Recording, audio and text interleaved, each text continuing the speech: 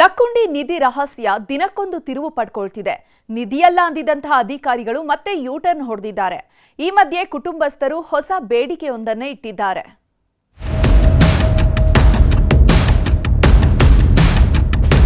ಐತಿಹಾಸಿಕ ಲಕ್ಕುಂಡಿ ಗ್ರಾಮದಲ್ಲಿ ಚಿನ್ನ ಸಿಕ್ಕಿದ್ದೆ ತಡ, ಹೀಗಾಗಿ ಸಾಕಷ್ಟು ಚರ್ಚೆ ಕೂಡ ಆಗ್ತಾ ಇದೆ. ಅವ್ರ ಪ್ರಾಮಾಣಿಕತೆಗಂತೂ ಬೆಲೆ ಕಟ್ಟಕ್ಕೆ ಆಗ್ಲಾರ್ದು. ಯಾಕಂದ್ರೆ ಯಾರೋ ಈಗ ₹1 ಬಿದ್ದರೆ ಯಾರು ಎತ್ತಿ ಕೊಡಂತಾರ ಇಲ್ಲಿ ಇವತ್ತಿನ ಕಾಲದಾಗ. ಅಕ್ಕಿ ಚಂದ ಒಂದು ಮನೆಗೆ ಕೊಡ್ರಿ, ಆಯ್ಕೆ ಮಗ ಒಂದು ನೌಕರಿ ಕೊಡ್ರಿ ಅಂತ ಇಷ್ಟ ಎರಡು ಭಾವನೆ ನಮ್ದು.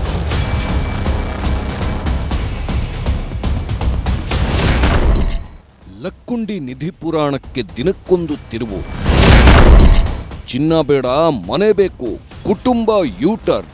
ಗದಗ ಜಿಲ್ಲೆ ಲಕ್ಕುಂಡಿಯ ಭೂಗರ್ಭದಲ್ಲಿ ನಿಧಿ ಸಿಕ್ಕಿದ್ದೇ ಸಿಕ್ಕಿದ್ದು ಇಡೀ ದೇಶದ ಜನರ ಕಣ್ಣು ಚಿನ್ನದ ಮೇಲೆ ನೆಟ್ಟಿದೆ. ಭೂವಡಲಲ್ಲಿ ಫಳಫಳ ಹೊಳೆದ ಚಿನ್ನ ಎಲ್ಲರನ್ನೂ ಬೆರಗಾಗುವಂತೆ ಮಾಡಿದೆ. ಅಬ್ಬಬ್ಬಾ, ಎಂಥ ಜಾಕ್ಪಾಟ್ ಅಂತ ಅದೆಷ್ಟೋ ಜನ ಬಾಯಿ ಮೇಲೆ ಬೆರಳಿಟ್ಕೊಂಡಿದ್ರು. ಆದ್ರೆ ನಿಧಿ ಸಿಕ್ಕ ಕುಟುಂಬ ಯಾವುದಕ್ಕೂ ಆಸೆ ಪಡದೆ ಸರ್ಕಾರಕ್ಕೆ ಒಪ್ಪಿಸಿ ಮಾನವೀಯತೆ ಮೆರೆದಿತ್ತು. ಸದ್ಯ ಇದೇ ಪ್ರಕರಣಕ್ಕೆ ಮತ್ತೊಂದು ಟ್ವಿಸ್ಟ್ ಸಿಕ್ಕಿದೆ. ಇದು ನಿಧಿಯಲ್ಲ, ಪೂರ್ವಜರ ಚಿನ್ನಾಭರಣ ಅನ್ನೋದು ಬಯಲಾಗಿದೆ.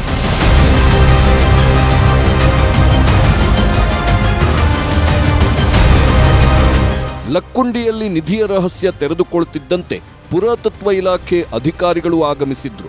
ಮಡಿಕೆಯಲ್ಲಿದ್ದ ಚಿನ್ನದ ಸಂಪತ್ತನ್ನ ಪರಿಶೀಲನೆ ಮಾಡಿದ್ರು. ಈ ವೇಳೆ ಇದು ನಿಧಿಯಲ್ಲ, ಪೂರ್ವಜರು ಬಚ್ಚಿಟ್ಟ ಚಿನ್ನಾಭರಣ ಅಂತ ಸತ್ಯ ಬಿಚ್ಚಿಟ್ಟಿದ್ದಾರೆ. ಇದು ಕುಟುಂಬಕ್ಕೆ ಯಾವುದೇ ರೀತಿ ತೊಂದರೆ ಕೊಡಲ್ಲ. ಪರಿಶೀಲನೆ ಮಾಡಿ ಮನೆ ಕಟ್ಟಲು ಅನುಮತಿ ಕೊಡ್ತೀವಿ, 1/5 ಚಿನ್ನವನ್ನ ಕುಟುಂಬಕ್ಕೆ ಕೊಡ್ತೀವಿ ಅಂತ ಪುರಾತತ್ವ ಇಲಾಖೆ ನಿರ್ದೇಶಕ ಶೇಜೇಶ್ವರ್ ಹೇಳಿದ್ದಾರೆ. ಸರ್, ನಮ್ಮ 1962 ಆ್ಯಕ್ಟ್ ಪ್ರಕಾರ ಭೂಮಿಯಿಂದ 1 ಅಡಿ ಕೆಳಗಡೆ ಅಥವಾ ಭೂಮಿಗೆ ಅಂಟಿಕೊಂಡಂತೆ ಯಾವುದೇ ಒಂದು ₹10 ಮೌಲ್ಯಕ್ಕಿಂತ ಹೆಚ್ಚಿನ ಮೌಲ್ಯದ ಯಾವುದೇ ವಸ್ತು ಸಿಕ್ಕರೆ ಸರ್ಕಾರದ ಆಸ್ತಿ ಸರ್. ಅದ್ರ ಮೇಲೆ ನಮ್ಮ ಇಲಾಖೆಯಿಂದ ಅದ್ರದ್ದು ಏನು ಪ್ರೊಸೀಜರ್ ಇದೆಯೋ ಅದು ಪ್ರೊಸೀಜರ್ ಮಾಡಿ ಅದ್ರ ಪ್ರಕಾರ ವರದಿ ಸಲ್ಲಿಸ್ತೀವಿ. ಅದು ವರದಿ ಸಲ್ಲಿಸಿದ ನಂತರ ಅವ್ರಿಗೆ ಏನು ಪರಿಹಾರ ಕೊಡೋದಿದೆಯೋ ಅದು ಜಿಲ್ಲಾಡಳಿತ ನಿರ್ಧರಿಸ್ತದೆ ಸರ್. 5.1% ಇದೆ ಸರ್, 1/5 ಭಾಗ ಇದೆ ಸರ್. ಅಧಿಕಾರಿಗಳು ಚಿನ್ನ ಕೊಡ್ತೀವಿ ಅಂದ್ರೂ ರಿತ್ತಿ ಕುಟುಂಬ ತೆಗೆದುಕೊಳ್ಳುವುದಕ್ಕೆ ರೆಡಿ ಇಲ್ಲ. ಈ ನಿಧಿಯಿಂದ ನಮಗೆ ಮನೆಯೂ ಇಲ್ಲದಂತಾಗಿದೆ, ನಮಗೆ ಚಿನ್ನ ಬೇಡ, ಮನೆ ಕಟ್ಟಿಸ್ಕೊಡಿ, ಅಲ್ಲದೆ ಮಗನಿಗೆ ಸರ್ಕಾರಿ ನೌಕರಿ ಕೊಡಿಸಿ ಅಂತ ಮನವಿ ಮಾಡಿದ್ದಾರೆ. ಅವ್ರ ಬಂದು ನಿಮ್ಮದಾದ್ರೆ ನೀವಷ್ಟು ನೋಡಿ ಅನ್ನೋದಾರಿ ನಾವು ನಮ್ಮದಾದ್ನಿಲ್ಲ ನಮ್ಗೆ ಕೊಡ ನೀವು ಆಸೆ ಹಾಕ್ರಿ, ನಮಗೆ ಬೇಡ, ನಾವು ಅಲ್ಲಿ ಅಂದಾರ ನಾವು ನೇಲ ಕೊಡ್ರಿ, ನನ್ನ ಮನೆನ ಎಲ್ಲ ಜನ ಮನೆ ಕೊಡ್ರಿ. ನಮ್ಮ ಅಣ್ಣರು ಸಾಲ ಮಾಡಿ ಬ್ಯಾಂಕ್ನ ಸಾಲ ಮಾಡಿ ಮನೆ ಹಾಕ್ತಾರೆ. ಮಾಡಿಕೊಡ್ರಿ ಅಂತ ಹೇಳಿ ನಾವು ಇವತ್ತಿಗೆ ಮನೆ ಮಾಡಿಕೊಡ್ರಿ ಅಂತ ಹೇಳಿವಿ. ಆ ಹುಡುಗ ಕೊಡ್ರಿ ಅಂತ ಹೇಳಿವಿ. ನಾವು 3 ದಿನ ಆಯ್ತು ನಾವು ಅಲ್ಲೇ ಅಂದಿವಿ ನೋಡ್ರಿ. 3 ದಿನ ಆದರೂ ಅಲ್ಲೇ ಅಂದಿವಿ.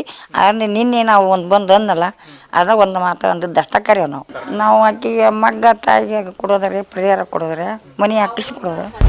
ನಿನ್ನೆ ನಿಧಿಯಲ್ಲ, ಅದು ಪೂರ್ವಜರ ಚಿನ್ನಾಭರಣ ಎಂದಿದ್ದ ಕೇಂದ್ರ ಪುರಾತತ್ವ ಇಲಾಖೆ ಅಧಿಕಾರಿ ರಮೇಶ್ ಮೂಲಿಮನಿ ಯೂಟರ್ನ್ ಹೊಡೆದಿದ್ದಾರೆ.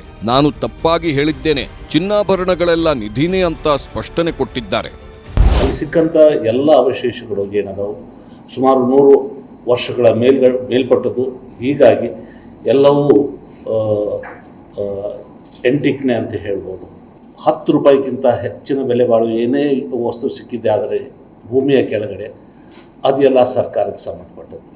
ಇಲ್ಲ ಗೊತ್ತಿತ್ತು ನನಗೆ, ದಯವಿಟ್ಟು ನನಗೆ ನಿನ್ನೆ ನನ್ನ ಪರಿಸ್ಥಿತಿ ಹೆಂಗಿತ್ತು ಗೊತ್ತಿಲ್ಲ ಸರ್ ನನಗೆ. ಇನ್ನು ಗ್ರಾಮಕ್ಕೆ ನರಗುಂದ ಶಾಸಕ ಸಿಸಿ ಪಾಟೀಲ್ ಸ್ಥಳಕ್ಕೆ ಭೇಟಿ ನೀಡಿ ಕಸ್ತೂರವ್ವ ಕುಟುಂಬಕ್ಕೆ ಸನ್ಮಾನ ಮಾಡಿದ್ದಾರೆ. ಸಿಕ್ಕ ಚಿನ್ನವನ್ನ ಸರ್ಕಾರಕ್ಕೆ ಕೊಟ್ಟಿರುವುದಕ್ಕೆ ಮೆಚ್ಚುಗೆ ವ್ಯಕ್ತಪಡಿಸಿದ್ದಾರೆ. ಸರ್ಕಾರದಿಂದ ಎಲ್ಲ ಸಹಕಾರ ನೀಡುತ್ತೇವೆ ಅಂತ ಭರವಸೆ ಕೊಟ್ಟಿದ್ದಾರೆ. ಏನು ದಾನ ಚಿಂತಾಮಣಿಯ ಕರ್ಮಭೂಮಿ ಅಂತ ಹೇಳಿನಲ್ಲ, ಮತ್ತೊಮ್ಮೆ ಅಂತ ಒಂದು ದಾನಕ್ಕೆ ಅಥವಾ ಪ್ರಾಮಾಣಿಕತೆಗೆ ಲಕ್ಕುಂಡಿ ಪಾತ್ರ ಆಯ್ತು ಅನ್ನೋದು ನನಗೆ ಭಾಳ ಹೆಮ್ಮೆ ವಿಷಯ. ಆ ಕುಟುಂಬಕ್ಕೂ ಕೂಡ ಏನು ಒಂದು ನೆಮ್ಮದಿಯ ಜೀವನ ನಡೆಸೋಕ್ಕೆ ಸರ್ಕಾರದಿಂದ ಸಹಾಯ ಸೌಲಭ್ಯ ಕೊಡಿಸ್ಬೇಕು. ಮಾನ್ಯ ಜಿಲ್ಲಾ ಉಸ್ತುವಾರಿ ಸಚಿವರ ಸಹಾಯದೊಂದಿಗೆ ಮುಖ್ಯಮಂತ್ರಿಗಳೊಂದಿಗೆ ಚರ್ಚಿಸಿ ಆ ಎಲ್ಲ ಕ್ರಮವನ್ನು ತಗೊಳ್ತೇನೆ. ವೈಯಕ್ತಿಕವಾಗಿ ನಾನು ಕೂಡ ಅವ್ರಿಗೆ ಏನಾದರೂ ಸಹಾಯ ಸಹಕಾರ ಮಾಡುವಂಥ ಪರಿಸ್ಥಿತಿ ಬಂದರೆ ನಾನು ಕೂಡ ಮಾಡ್ತೀನಿ. ಸದ್ಯ ಲಕ್ಕುಂಡಿಯಲ್ಲಿ ಸಿಕ್ಕಿರುವ ನಿಧಿ ಯಾರಿಗೆ ಸೇರಿದ್ದು, ಯಾವ ಕಾಲದ್ದು ಅನ್ನೋದರ ಬಗ್ಗೆ ಅಧಿಕಾರಿಗಳು ತನಿಖೆ ನಡೆಸಿದ್ದಾರೆ. ಒಟ್ನಲ್ಲಿ ಸಿಕ್ಕ ನಿಧಿಗೆ ಆಸೆ ಪಡದೆ ಸರ್ಕಾರಕ್ಕೆ ಒಪ್ಪಿಸಿದ ರಿತ್ತಿ ಕುಟುಂಬದ ಪ್ರಾಮಾಣಿಕತೆಗೆ ಪ್ರಶಂಸೆ, ಸನ್ಮಾನಗಳು ಸಿಕ್ಕಿವೆ. ಈ ಕುಟುಂಬದ ಬೇಡಿಕೆಗಳನ್ನ ಸರ್ಕಾರ ಈಡೇರಿಸುತ್ತಾ ಅನ್ನೋದನ್ನ ಕಾದು ನೋಡಬೇಕಿದೆ. ಸಂತೋಷ್ ಕೊಣ್ಣೂರ, ನ್ಯೂಸ್ 18 ಗದಗ.